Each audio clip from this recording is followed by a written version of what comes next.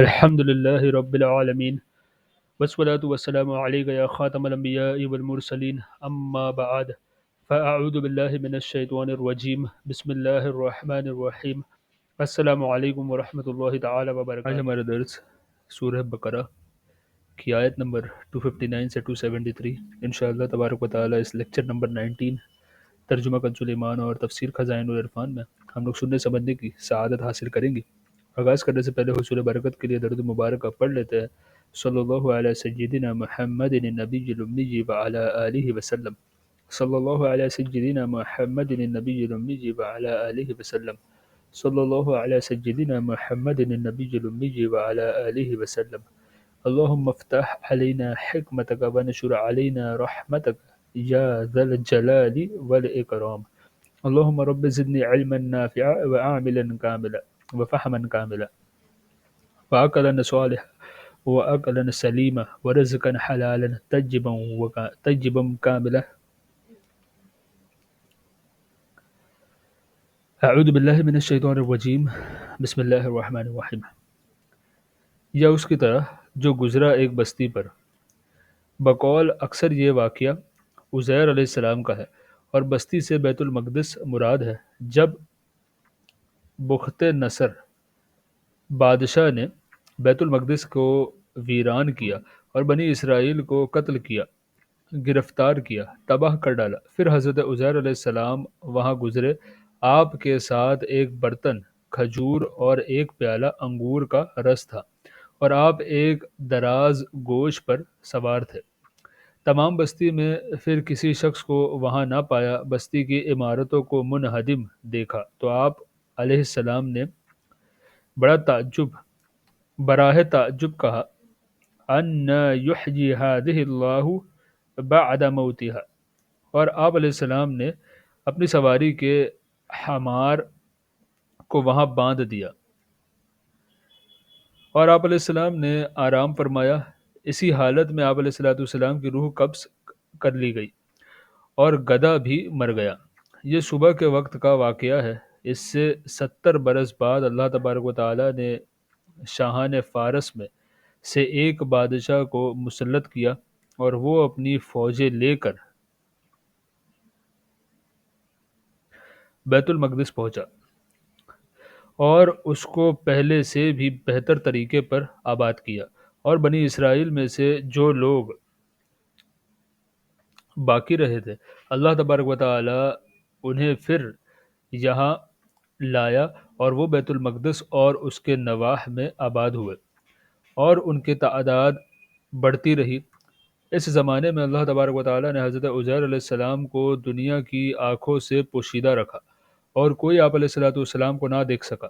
جب آپ علیہ السلام کی وفات کو 100 برس گزر گئے تو اللہ تبارک و تعالی نے آپ علیہ السلام کو زندہ کیا۔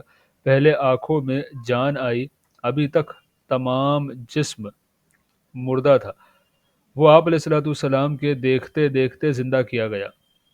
یہ واقعہ شام کے وقت غروب آفتاب کے قریب ہوا۔ اللہ تبارک و تعالی نے فرمایا، تم یہاں کتنے دن ٹھہرے؟ آپ علیہ السلام نے اندازے سے عرض کیا کہ ایک دن یا کچھ کم۔ آپ علیہ السلام کا خیال یہ ہوا کہ یہ اسی دن کی شام۔ فرمایا، بلکہ تم 100 برس ٹھہرے۔ اپنے کھانے اور پانی یعنی کھجور اور انگور کے رس کو دیکھو کہ ویسا ہی ہے، اس میں بو تک نہ آئی، اور اپنے گدھے کو دیکھا تو وہ مر گیا تھا، گل گیا، اعضاء بکھر گئے تھے، ہڈیاں سفید چمک رہی تھی۔ آپ علیہ السلام کی نگاہ کے سامنے اس کے اعضاء جمع ہوئے، اعضاء اپنے اپنے مواقع پر آئے، ہڈیوں پر گوشت چڑھا، گوشت پر کھال آئی، بال نکلے، پھر اس میں روح پھونکی، وہ اٹھ کھڑا ہوا اور آواز کرنے لگا، سبحان اللہ۔ آپ علیہ السلام نے اللہ تبارک و تعالیٰ کی قدرت کا مشاہدہ کیا اور فرمایا، میں خوب جانتا ہوں کہ اللہ تبارک و تعالیٰ ہر شے پر قادر ہے۔ پھر آپ علیہ السلام اپنی اس سواری پر سوار ہو کر اپنے محلے میں تشریف لائے۔ سر اقدس اور ریش مبارک کے بال سفید تھے، عمر وہی 40 سال کی تھی۔ کوئی آپ علیہ السلام کو نہ پہچانتا تھا۔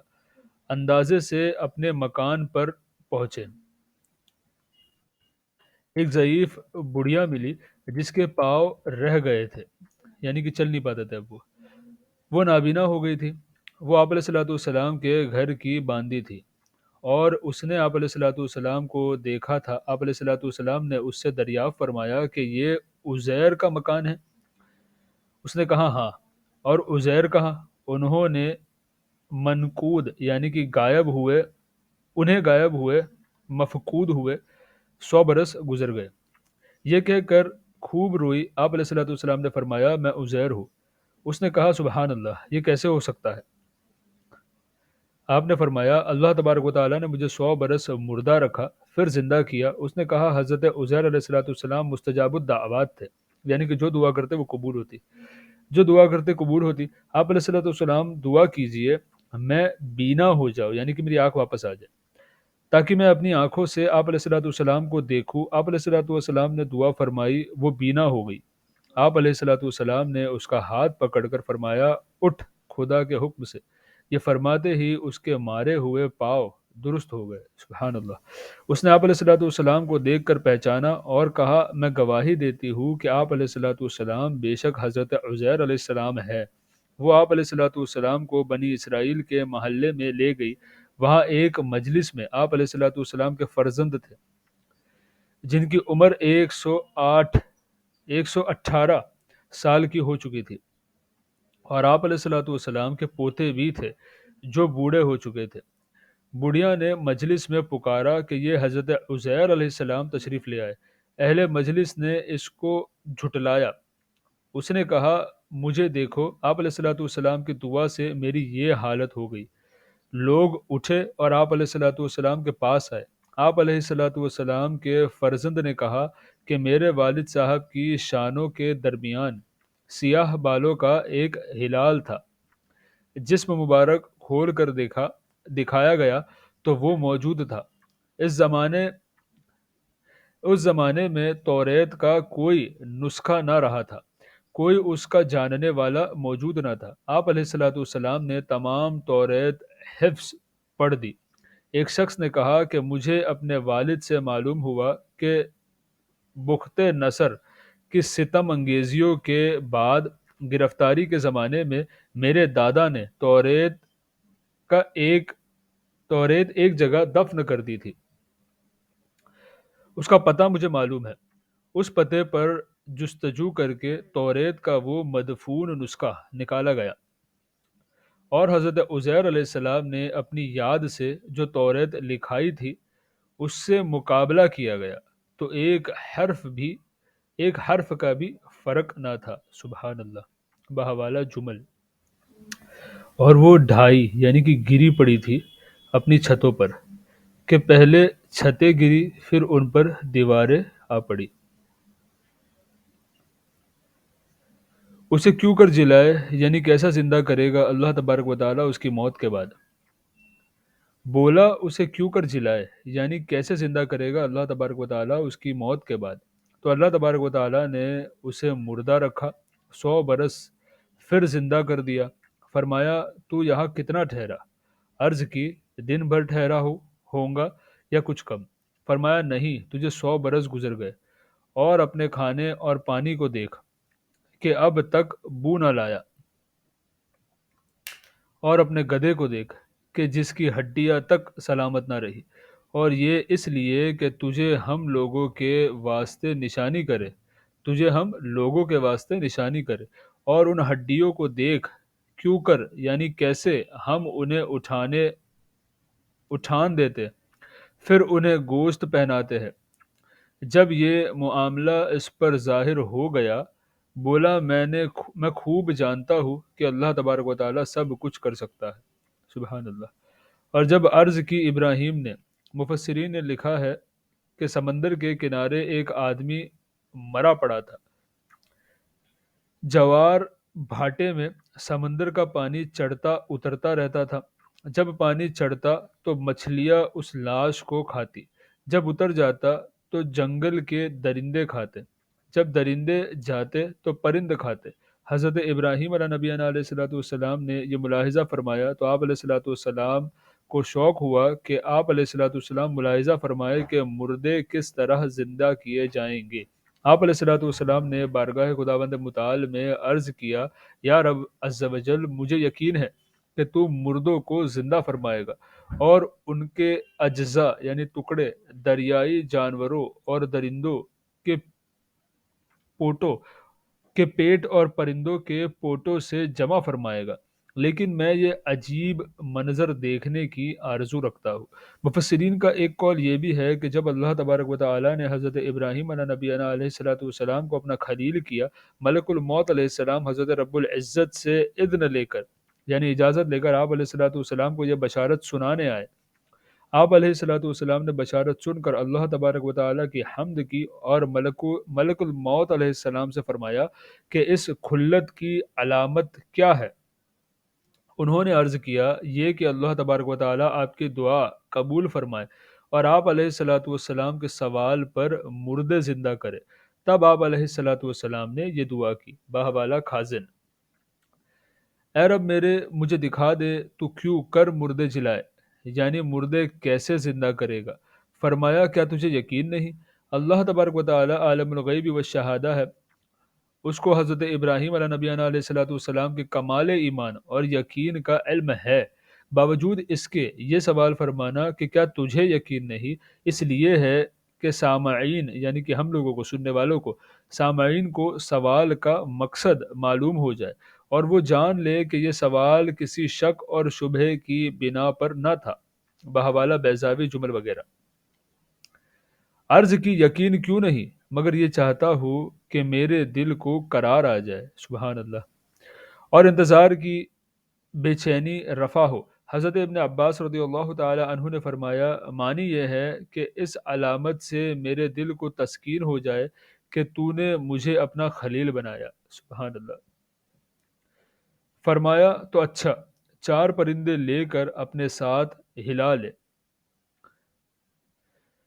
پھر ان کا ایک ایک ٹکڑا ہر پہاڑ پر رکھ دے، پھر انہیں بلا، وہ تیرے پاس چل آئیں گے پاؤں سے دوڑتے۔ حضرت ابراہیم علیہ نبینا علیہ الصلوۃ والسلام نے 4 پرند لیے، مور، مرغ، کبوتر، کوا، انہیں بحکم الہی ذبح کیا، ان کے پر اکھاڑے اور کیما کر کے ان کے اجزاء باہم خلط کر دیے، اور یعنی کہ باہم مکس کر دیے اور اس مجموعے کے کئی حصے کیے، ایک ایک حصہ ایک ایک پہاڑ پر رکھا، یعنی کہ 4 پہاڑوں پر ایک ایک حصہ رکھ کر کے، اور سر سب کے اپنے پاس محفوظ رکھے، یعنی سب کے سروں کو اپنے پاس رکھا۔ پھر فرمایا، چلے آؤ۔ حکم الہی سے یہ فرماتے ہی وہ اجزاء اڑے اور ہر جانور کے اجزاء علیحدہ علیحدہ یعنی الگ الگ ہو کر اپنی ترتیب سے جمع ہوئے اور پرندوں کی شکلیں بن کر اپنے پاؤں سے دوڑتے حاضر ہوئے اور اپنے اپنے سروں سے مل کر بے عینی ہی پہلے کی طرح مکمل ہو کر اڑ گئے، سبحان اللہ عز و جل۔ اور جان رکھ کہ اللہ تبارک و تعالی غالب حکمت والا ہے۔ ان کی کہاوت یعنی کہ مثال، جو اپنے مال اللہ تبارک و تعالیٰ کی راہ میں خرچ کرتے ہیں، خواہ خرچ کرنا واجب ہو یا نفل، تمام ابواب خیر کو عام ہے، خواہ کسی طالب علم کو کتاب خرید کر دی جائے یا کوئی شفا خانہ بنا دیا جائے یا اموات کے ایصال ثواب کے لیے تیجا، دسواں، 20واں، 40واں کے طریقے پر مساکین کو کھانا کھلایا جائے، اس دانے کی طرح جس نے اگائے 7 بالے۔ اگانے والا حقیقت میں اللہ تبارک و تعالی ہی ہے، دانے کی طرف اس کی نسبت مجازی ہے، یعنی یہاں پہ یہ فرمانا ان کی کہاوت یعنی کہ مثال، جو اپنے مال کو اللہ تبارک و تعالیٰ کی راہ میں خرچ کرتے ہیں اس دانے کی طرح ہے جس نے اگائی 7 بالے، ٹھیک ہے۔ تو یہ دانے کی طرف ہے نا، کہ دانے نے اگائی، تو یہاں پہ یہ بتا رہے کہ اگانا اصل میں اگانے والی ذات اللہ تبارک و تعالیٰ کی ہے، دانے کی طرف جو یہاں پہ نسبت فرمائی ہے یہ مجازی ہے، ٹھیک ہے۔ مسئلہ، اسے معلوم ہوا کہ اسناد مجازی جائز ہے، جبکہ اسناد کرنے والا غیر خدا کو مستقل فی تصرف اعتقاد نہ کرتا ہو۔ اس لیے یہ کہنا جائز ہے کہ یہ دوا نافع یعنی کہ فائدہ دینے والی، ہم کہتے ہیں نا دوا نے فائدہ پہنچایا، ڈاکٹر نے ٹھیک کر دیا، یہ سب چیز ہم ان کو فائل حقیقی نہیں جانتے، ہم یہ جانتے ہیں کہ اللہ تبارک و تعالیٰ کی عطا سے یہ اس نے ہم کو ٹھیک کیا ہے نا، اللہ نے اس کو وہ تاثیر عطا کی، اس دوا کو وہ تاثیر عطا کی، تو یہ دوا نے ہم کو فائدہ پہنچایا۔ ہمارا عقیدہ یہ ہوتا ہے، ہم اس کو مستقل فی تصرف نہیں جانتے، ہے نا۔ دوا نافع ہے یعنی کہ فائدہ دینے والی ہے، یہ مضیر ہے یعنی کہ نقصان دہ چیز ہے، یہ درد کو دفع کرنے والا ہے، ماں باپ نے پالا، عالم نے گمراہی سے بچایا، بزرگوں نے حاجت روائی کی، وغیرہ وغیرہ، سب میں اسناد مجازی یعنی کہ عارضی نسبت ہے، اور مسلمان کے اعتقاد میں فاعل حقیقی صرف اللہ تبارک و تعالی ہی ہے، باقی سب وسائل یعنی کہ سب وسیلے ہیں۔ ہر بال میں 100 دانے، اس دانے کی طرح ہے کہ ہر دانے سے اگائی 7 بالیں، اور ہر بال میں 100 دانے، تو ایک دانے کی 700 دانے ہو گئے۔ اس طرح راہ خدا میں خرچ کرنے سے 700 گنا اجر ہو جاتا ہے۔ سبحان اللہ، سبحان اللہ۔ اور اللہ تبارک و تعالیٰ اس سے بھی زیادہ بڑھائے جس کے لیے چاہے، اور اللہ تبارک و تعالیٰ وسعت والا، علم والا ہے۔ بے شک وہ جو اپنے مال اللہ تبارک و تعالیٰ کی راہ میں خرچ کرتے ہیں۔ شان نزول، یہ آیت حضرت عثمان غنی اور حضرت عبد الرحمن بن عوف رضی اللہ تعالی عنہما کے حق میں نازل ہوئی۔ حضرت عثمان رضی اللہ تعالی عنہ نے غزوہ تبوک کے مواقع پر لشکر اسلام کے لیے 1000 اونٹ مع سامان پیش کیے، اور حضرت عبد الرحمن بن عوف رضی اللہ تعالی عنہ نے 4000 درہم صدقے کے بارگاہ رسالت مآب صلی اللہ علیہ وآلہ وسلم میں حاضر کیے، اور عرض کیا کہ میرے پاس کل 8000 درہم تھے، نصف میں نے اپنے اور اپنے اہل و عیال کے لیے رکھ لیا، اور نصف راہ خدا میں حاضر ہے۔ سید عالم صلی اللہ علیہ وآلہ وسلم نے فرمایا، جو تم نے دیے اور جو تم نے رکھے، اللہ تبارک و تعالی دونوں میں برکت فرمائے۔ سبحان اللہ، سبحان اللہ۔ پھر دیے پیچھے یعنی کہ دینے کے بعد نہ احسان رکھے نہ تکلیف دے۔ احسان رکھنا تو یہ کہ دینے کے بعد دوسروں کے سامنے اظہار کرے کہ ہم نے تیرے ساتھ ایسا ایسا سلوک کیے، اور اس کو مدد کرے اور اس کو مقدر کرے۔ اور تکلیف دینا یہ کہ اس کو عار دلائے کہ تو نادار تھا یعنی کہ پریشان تھا، مفلس تھا، مجبور تھا، نکما تھا، ہم نے تیری خبر گیری کی، یا اور طرح دباؤ دے، یہ ممنوع یعنی کہ منع فرمایا گیا۔ ان کا نیگ یعنی کہ اجر ان کے رب کے پاس ہے، اور انہیں نہ کچھ اندیشہ ہو نہ کچھ غم۔ اچھی بات کہنا اور درگزر کرنا، یعنی اگر سائل کو کچھ نہ دیا جائے تو اس سے اچھی بات کہنا اور خوش خلقی کے ساتھ جواب دینا جو اس کو ناگوار نہ گزرے، اور اگر وہ سوال میں اصرار کرے یعنی کنٹینیو کرتا رہے، اصرار کرے یا زبان درازی کرے تو اس سے درگزر کرنا۔ اس خیرات سے بہتر ہے جس کے بعد ستانا ہو، آر دلا کر یا احسان جتا کر یا اور کوئی تکلیف پہنچا کر۔ اور اللہ تبارک و تعالیٰ بے پرواہ حلم والا ہے۔ اے ایمان والو، اپنے صدقہ باطل یعنی کہ ضائع نہ کرو، احسان رکھ کر اور عزا دے کر، یعنی جس طرح منافق کو رضائے الہی مقصد نہیں ہوتی، وہ اپنا مال ریاکاری یعنی کہ دکھاوے کے لیے خرچ کر کے ضائع کر دیتے ہیں، اسی طرح تم احسان جتا کر اور ایذا یعنی کہ تکلیف پہنچا کر اپنے صدقات کا اجر ضائع نہ کرو۔ اس کی طرح جو اپنا مال لوگوں کے دکھاوے کے لیے خرچ کرے اور اللہ تبارک و تعالیٰ اور قیامت پر ایمان نہ لائے، تو اس کی کہاوت مثال ایسی ہے جیسے ایک چٹان کے اس پر مٹی ہے، اب اس پر زور کا پانی پڑا جس نے اسے نیرا یعنی کہ خالی پتھر کر چھوڑا۔ اللہ اکبر۔ یہ منافق ریاکار کے عمل کی مثال ہے کہ جس طرح پتھر پر مٹی نظر آتی ہے لیکن بارش سے وہ سب دور ہو جاتی ہے، خالی پتھر رہ جاتا ہے، یہی حال منافق کے عمل کا ہے کہ دیکھنے والوں کو معلوم ہوتا ہے کہ عمل ہے، اور روز قیامت وہ تمام عمل باطل ہوں گے کیونکہ رضائے الہی کے لیے نہ تھے۔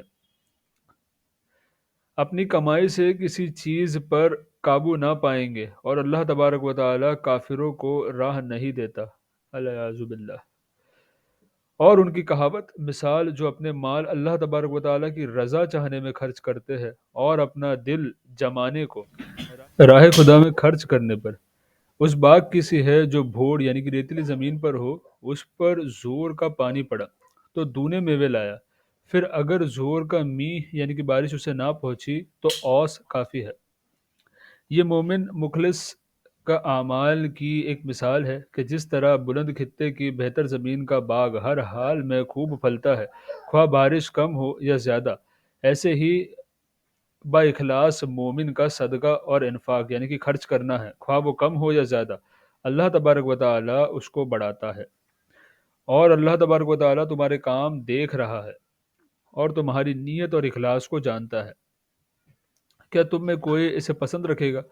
یعنی کوئی پسند نہ کرے گا، کیونکہ یہ بات کسی عاقل کے گوارا کرنے کے قابل نہیں ہے کہ اس کے پاس ایک باغ ہو کھجوروں اور انگوروں کا، اگرچہ اس باغ میں بھی قسم قسم کے درخت ہو، مگر کھجور اور انگور کا ذکر اس لیے کیا کہ یہ نفیس میوے ہے، جس کے نیچے ندیاں بہتی، اس کے لیے اس میں ہر قسم کے پھلوں سے ہے، یعنی وہ باغ فرحت انگیز اور دلکش بھی ہے اور نافع اور عمدہ جائیداد بھی ہے۔ اور اسے بڑھاپا آیا جو حاجت کا وقت ہوتا ہے، اور آدمی کسب و معاش کے قابل نہیں رہتا، یعنی کہ کمانے دھمانے کے لائق نہیں رہتا، اور اس کے ناتوا یعنی کہ کمزور بچے ہیں جو کمانے کے قابل نہیں، اور ان کی پرورش کی حاجت ہے، غرض وقت نہایت شدت حاجت کا ہے، اور دار و مدار صرف باغ پر، اور باغ بھی نہایت عمدہ ہے۔ تو آیا اس پر ایک بگولا جس میں آگ تھی تو جلا گیا، وہ باغ تو اس وقت اس کے رنج و غم اور حسرت و یاس کی کیا انتہا ہے۔ یہی حال اس کا ہے جس نے اعمال حسنہ یعنی کہ نیک اعمال تو کیے ہو، مگر رضائے الہی کے لیے نہیں بلکہ ریا کی غرض سے کیا، دکھانے کی غرض سے کیا، اور وہ اس گمان میں ہو کہ میرے پاس نیکیوں کا ذخیرہ، یعنی کہ پہاڑ ہے میرے پاس، نیکیوں کے پہاڑ، ذخیرہ بہت زیادہ کوانٹٹی میں، مگر جب شدت حاجت کا وقت یعنی کہ قیامت کا دن آئے تو اللہ تبارک و تعالیٰ ان اعمال کو نامقبول کر دے، اور اس وقت اس کو کتنا رنج اور کتنی حسرت ہوگی۔ ایک روز حضرت عمر رضی اللہ تعالی عنہ نے صحابہ کرام علیہم الرضوان سے فرمایا کہ آپ کے علم میں یہ آیت کسی باب میں نازل ہوئی، کس باب میں نازل ہوئی؟ حضرت ابن عباس رضی اللہ تعالی عنہما نے فرمایا کہ یہ مثال ہے ایک دولت مند شخص کے لیے جو نیک عمل کرتا ہو، پھر شیطان کے اغوا سے گمراہ ہو کر اپنے تمام نیکیوں کو ضائع کر دے، العیاذ باللہ۔ ایسے ہی بیان کرتا ہے اللہ تبارک و تعالیٰ تم سے اپنی آیتیں کہ کہیں تم دھیان لگاؤ اور سمجھو کہ دنیا فانی اور عاقبت آنی ہے۔ اے ایمان والو، اپنے پاک کمائیوں میں سے کچھ دو۔ مسئلہ اس سے قصب کی اباحت اور اموال تجارت یعنی مال تجارت میں زکوٰۃ ثابت ہوتی ہے۔ یہ بھی ہو سکتا ہے کہ آیت صدقہ نافلہ اور فرضیہ دونوں کو عام ہو، یعنی کہ فرض اور نفل دونوں کے لیے ہو، اور اس میں سے اللہ تبارک و تعالیٰ کی راہ میں خرچ کرو جو ہم نے تمہارے لیے زمین سے نکالا، خواہ وہ غلے ہو یا پھل یا معادن وغیرہ، اور خاص ناقص دینے کا ارادہ نہ کرو کہ دو تو اس میں سے۔ شان نزول، بعض لوگ خراب مال صدقے میں دیتے تھے، ان کے حق میں یہ آیت نازل ہوئی۔ مسئلہ مصدق یعنی صدقہ وصول کرنے والے کو چاہیے کہ وہ متوسط مال لے، نہ بالکل خراب نہ سب سے اعلیٰ، اور تمہیں ملے تو نہ لوگے جب تک اس میں چشم پوشی نہ کرو، اور جان رکھو کہ اللہ تبارک و تعالی بے پرواہ سراہا یعنی کہ حمد کیا گیا ہے۔ سبحان اللہ۔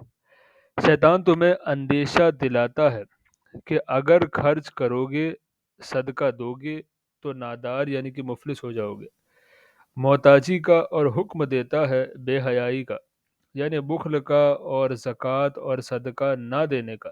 اس آیت میں یہ لطیفہ ہے کہ شیطان کسی طرح بخل کی خوبی ذہن نشین نہیں کر سکتا، اس لیے وہ یہی کرتا ہے کہ خرچ کرنے سے ناداری کا اندیشہ دلا کر روکے۔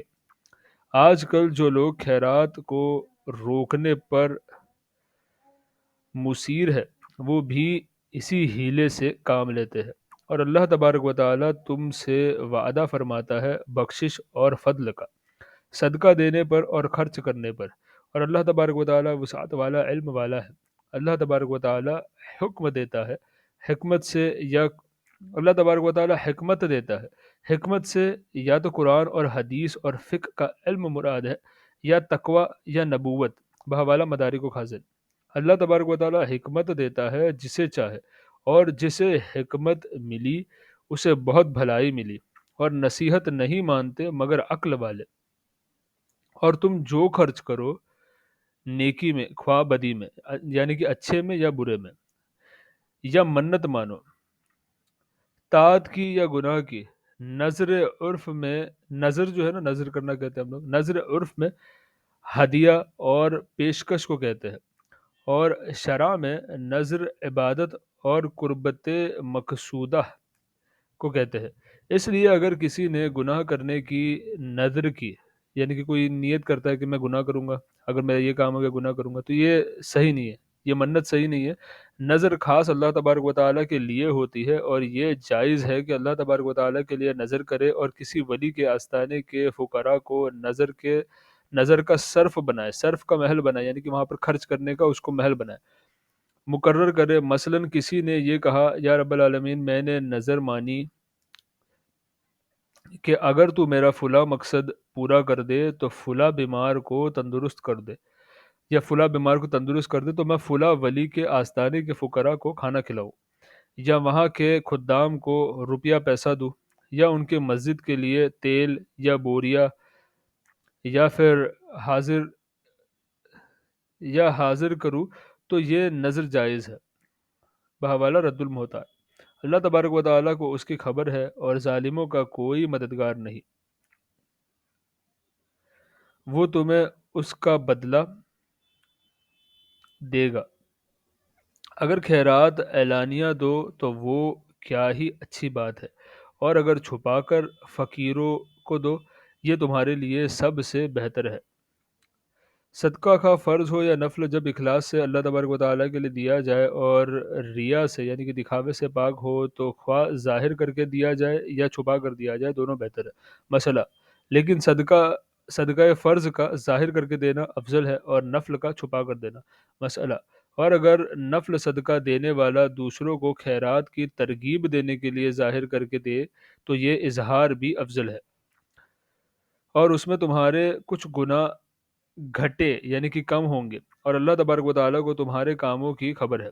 انہیں راہ دینا تمہارے ذمے لازم نہیں۔ آپ علیہ الصلوۃ والسلام بشیر و نذیر و داعی بنا کر بھیجے گئے ہیں۔ آپ علیہ الصلوۃ والسلام کا فرض دعوت پر تمام ہو جاتا ہے، اس سے زیادہ جہد آپ پر لازم نہیں۔ علیہ الصلوۃ والسلام۔ شان نزول، قبل اسلام مسلمانوں کی یہود سے رشتہ داریاں تھی، اس وجہ سے وہ ان کے ساتھ سلوک کیا کرتے تھے۔ مسلمان ہونے کے بعد انہیں یہود کے ساتھ سلوک کرنا ناگوار ہونے لگا، اور انہوں نے اس لیے ہاتھ روکنا چاہا کہ ان کے اس طرز عمل سے یہود اسلام کی طرف مائل ہو۔ اس پر یہ آیت مبارک نازل ہوئی۔ ہاں، اللہ تبارک و تعالیٰ راہ دیتا ہے جسے چاہتا ہے، اور تم جو اچھی چیز دو تو تمہارا ہی بھلا ہے، تو دوسروں پر اس کا احسان نہ جتاؤ، اور تمہیں خرچ کرنا مناسب نہیں مگر اللہ تبارک و تعالیٰ کی مرضی چاہنے کے لیے، اور جو مال دو تمہیں پورا ملے گا اور نقصان نہ دیے جاؤ گے۔ ان فقیروں کے لیے خواہ راہ خدا میں روکے گئے، یعنی صدقات مذکورہ جو آیا وما تنفقوا من خیر میں ذکر ہوئے، ان کا بہترین ان کا بہترین مصارف ان کے بہترین مصارف وہ فقراء ہے جنہوں نے اپنے نفوس کو یعنی کہ اپنے نفس کو جہاد اور اطاعت الہی پر روکا۔ شان نزول یہ آیت اہل صفہ یعنی کہ اہل صفہ کا جو چبوترا ہے نا وہاں پہ مدینہ شریف میں مسجد نبوی سے بالکل لگ کر کے، اس کے بارے میں اہل صفہ کے حق میں نازل ہوئی۔ ان حضرات کی تعداد 400 کے قریب تھی۔ یہ ہجرت کر کے مدینہ المنورہ حاضر ہوئے تھے، نہ یہاں ان کا مکان تھا، نہ قبیلہ کنبہ، نہ ان حضرات نے شادی کی تھی۔ ان کے تمام اوقات عبادت میں صرف ہوتے تھے، رات میں قرآن کریم سیکھنا، دن میں جہاد کے کاموں میں رہنا۔ آیت میں ان کے بعض اوصاف کا بیان ہے۔ زمین میں چل نہیں سکتے کیونکہ انہیں دینی کاموں سے اتنی فرصت نہیں کہ وہ چل پھر کر کسب معاش کر سکے، یعنی کہ اپنی روزی روٹی کا انتظام کر سکے۔ نادان انہیں تونگر، امیر یعنی مال و دولت والا سمجھے بچنے کے سبب، یعنی چونکہ وہ کسی سے سوال نہیں کرتے اس لیے ناواقف لوگ انہیں مالدار خیال کرتے ہیں۔ تو انہیں ان کی صورت سے پہچان لوگے کہ مزاج میں تواضع اور انکسار ہے، چہروں پر ضعف کے آثار ہے یعنی کہ کمزوری کے آثار ہے، بھوک سے رنگ زرد پڑ گئے ہیں، لوگوں سے سوال نہیں کرتے کہ گڑگڑانا پڑے، اور تم جو خیرات کرو اللہ تبارک و تعالیٰ اسے جانتا ہے۔ آج وہ ہمارا جو درس یہیں پر مکمل ہوا۔ اب تمام سے دعا کی گزارش، کہنے سننے میں کوئی غلطی ہوئی ہو تو اللہ تبارک و تعالیٰ اسے معاف فرمائے۔ السلام علیکم ورحمۃ اللہ تعالیٰ